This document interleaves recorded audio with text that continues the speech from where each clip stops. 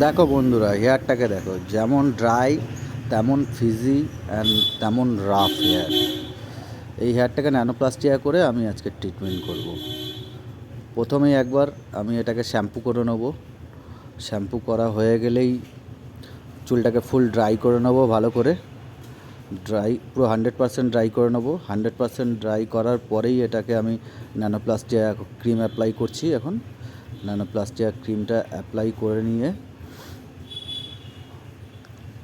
ভালো করে ক্রিমটা অ্যাপ্লাই করে নিতে হবে। তারপরে আবার হেয়ারটাকে 45 মিনিট বাদে ফুল ভালো করে আবার একবার ড্রাই করতে হবে। ফুল ড্রাই করা হচ্ছে ক্রিমের ওপরেই। ফুল ড্রাই হয়ে গেলেই আবার 100% ভালো করে এটাকে আয়রনিং করতে হবে। যত ভালো আয়রনিং হবে তত ভালো সফট হবে এবং শাইন হবে এবং চুলটা স্মুথ হবে। যত ভালো আয়রনিং হবে তত কাজটা তত ভালো হবে হেয়ারটার। আয়রনিংটা হয়ে গেলে একটু চুলটাকে ঠান্ডা করে আরেকবার শ্যাম্পু করব।